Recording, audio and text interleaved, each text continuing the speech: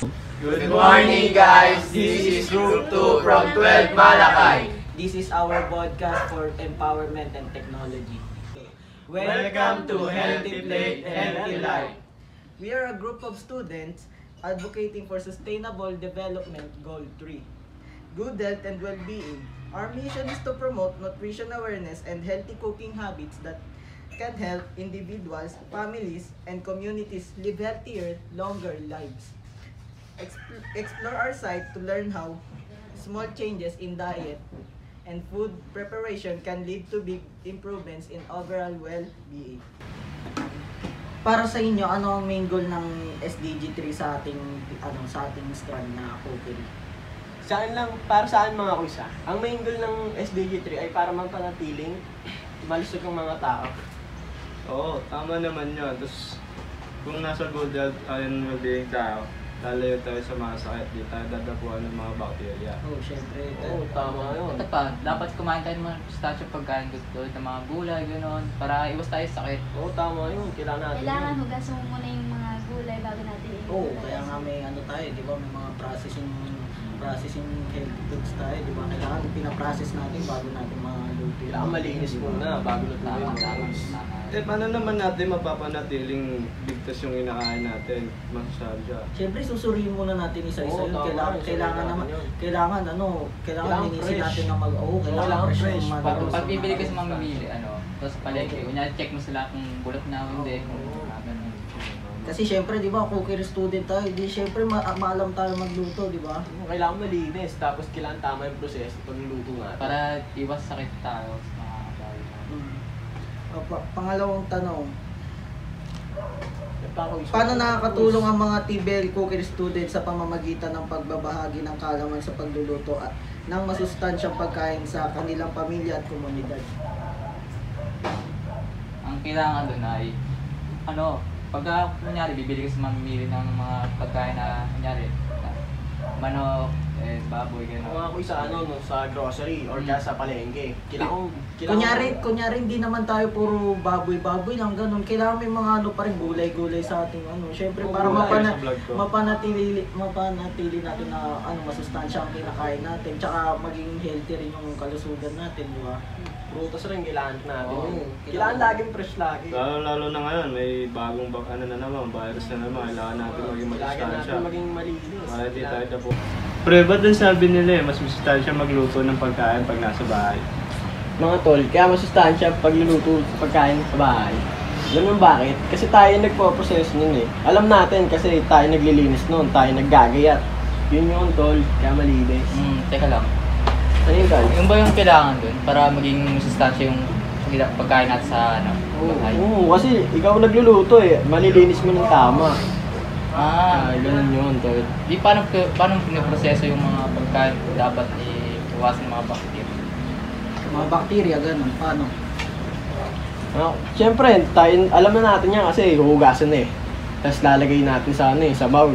No, tapos papatuitin natin yun. Tapos sasalang na natin, di ba? Tama. Siyempre, pag-proseso rin natin. Di ba? Oo, tama yun. Pag niluto na, bilang mawawala yung mga Oo, kasi pag naluto na yun sasalang sa apoy yun, mawawala yung bacteria na yun. Tsaka mababalansin natin yung tamang luto, yung tamang gusto natin, yung sustansya, mapapanatili natin masarap at malinis yung kinakain natin. Malinis kasi Kasi alam natin kung paano natin ginawa. Okay. Para yun, Bakit naman mahalaga uminom ng tubig araw-araw? para sa akin para maiwasan ng dehydration. Kailangan natin uminom ng 8 glass of water. Oo, 8 glass. 60% kailangan mo dito. Para sa akin, bakit kailangan minom ng maraming tubig? Para di mauwaw, syempre. Tama. Diba? Tama na yun. Ganun yung point. Kaya kasi pag hindi mo lang sa tubig, pwede kang mag-dehydrate. Oo, tama yung ma-dehydrate ka pag kulang sa tubig. Bakit naman kailangan natin iwasan kumain ng matatamis ka mga antikang pagkain? Para Ito, para sa akin syempre kasi yung mamantika, cholesterol din yan kasi. Syempre nakakasira sa kalusugan natin yan. Tapos yung mga matatamis kasi pwede mag-cause ng diabetes yan, nagawan yan. syempre kailangan natin panatilihin natin na malusog ang kalusugan natin. Tama, Umiwas tayo tama. sa mga ganung bagay Tama. lalo na nasa gantong edad tayo. Tas paano pa kapag tumanda tayo? Syempre, di ba? Mamamantika. Hindi, syempre, di ba, kapag matatamis, ganito ganyan, lapitin sa diabetes 'yun. Tapos yung sa mamantika, hindi tawag dito, hindi Hindi masustansya. Oo, hindi masustansya. Cholesterol yun. Cholesterol yun. High blood yun. Tsaka nila high blood. Ano ba mga tol? Ako kasi para saan, ayoko ng mantika eh. Kaya pag nagpiprito ako ng baboy, hindi ka na nalagyan ng mantika eh. Kasi Hindi kasi yung di ba sa may baboy, yung taba kasi nun yun na yung nagiging Oo, yun na naging mantika. mantika eh.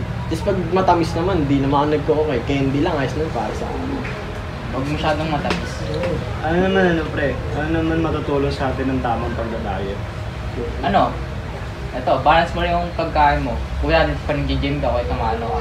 Kailangan i-maintain mo yung mga pagkain mo para maging fit yung katawan mo. And then, Para iwasan yung mabalance virus. lang, mabalance na. Balance lang.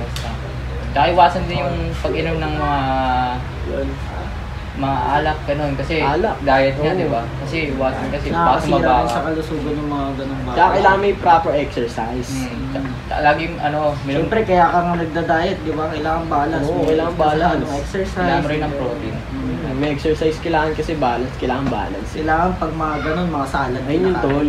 Kaya ganun. Sa gulay at saka sa prutas lang ba tayo makakakuha ng masustansya? Hindi. Siyempre, kung sa may mga iba-ibang process din na tulad ng mga nabibili sa mga market, ganun.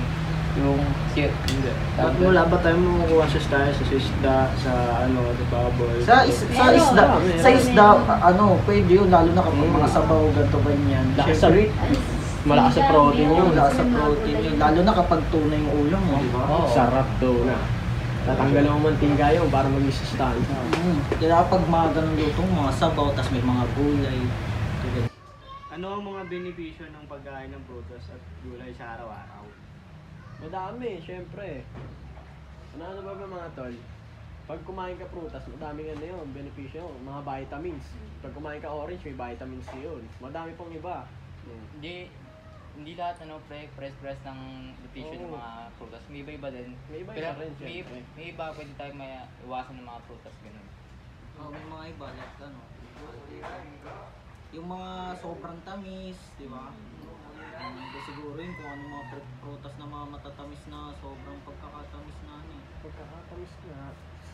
Pero yung iba kasi, may allergy sa mga prutas eh. Kaya di naman natin lahat may vitamins yun. Kasi may allergy yung iba eh. Yung iba, wala.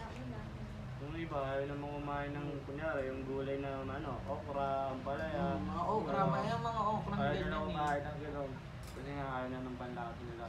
Kasi malagkit. Parang sobrang taktado. Kaya ano namang connection ng kalinisan sa kalusugan natin? Marami. Siyempre, pag malinis, masustansya yun. Kasi, alam mo na, malinis eh. Walang bakterya yun, siyempre. Mga katulad ng buko, yan. Pampalinis sa... Pampalinis ang katawan yun. Buko. Madaming benepisyo yun. Ano pa mga tol? Paano nakatulong ang tamang pagkain sa pag-aaral? Ito para sa akin na. Para sa akin lang ito mga tula. Pag kumain kasi ako madami, tapos pagpapasok ako sa school, parang nakapokus yung utak ko. Parang madami ako natututunan. Sa akin na. Pagka Sige, marami, sige, tol, pag nakakain ka ng marami, then nakapokus sa pag-aaral, parang nakapokus ka talaga. Hindi mo isipin yung mga bagay na hindi mo kailangan. Kasi ako tuloy, nung nakaraan pumasok ako daw kumain, parang nahihilo ako, tapos wala sa sarili. Parang tinatamad ka, parang gusto mo matulog. Gusto mo matulog lang, Kailangan talaga pag lalabas kayo ng bahay, kaya nakakain ka na, hindi tumasok. Sa akin naman, para sa akin, masisipagin kang mag-aaral pag may kinain ka. Oo. Kasi pag wala kang kinain, parang walang gana. Parang walang gana. Parang walang gana yung katawan mo Utang ka lang mag-aaral. nun. Kaya laging dapat kumain pagpapasok.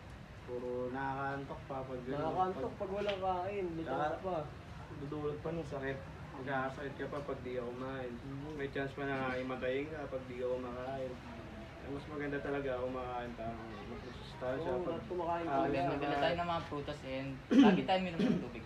Oo. Kaya lagi tayo magdadala ng tubig. Tama yun. Para yung sa hydrate. Mainit pa naman ngayon. Sa bago-bago klima, gano'n. Yun ang mga uys. Bakit mahalagang turuan ng mga bata tungkol sa healthy eating habits? Ito, para sa akin, Sige, sige. Siyempre, ganito, habang bata pa, siyempre dapat panatilihin ng malusog ng kalusugan, di ba? Kailangan healthy na ang katawan mo nun. Siyempre, bata ka pa eh. Tsaka dapat turuan mo mga bata. Kasi kasanayan nila yun eh. Oo, Pag- kunyari, di ba, pag chichirya yung kinain, Oo, chichirya na kasanayan yun. nila yun. Hanggang pagtanda nila, mga kaibigan nila. Lahat hanggang bata pa lang, turuan agad kumain ng mga gulay, Oo, gano'n. gulay. Para masanay sila sa mga gano'n. Kasi mahirap pilitin kumain ng bata eh. Pag lalo na gulay. pag naano nila, Iyak pa yun. pag nahabit nila yung matatamis na, wala na. Tapos Masira pa yung ano, masira yung ngipin nila. pwede sila, Masira pa yung ngipin. may sila sa coke, pwede sila magkaroon ng Kaya bang bata pa lang sanayin na kumain ng gulay. Para hindi mapilit. para Bakit sila, bakit kailangan natin iwasan yung pag-iinom ng alak, paninigarilyo, mga ganung bisyo? Ano matutulong nun sa katawan natin? Kasama kasi yung sa katawan. Ayun, sige. Kaya ko is. para para iwasan yung mga bisyo-bisyo na ganyan, kailangan tigilan talaga. Pagsabihan ng mga Sige lang, hindi ba pwede?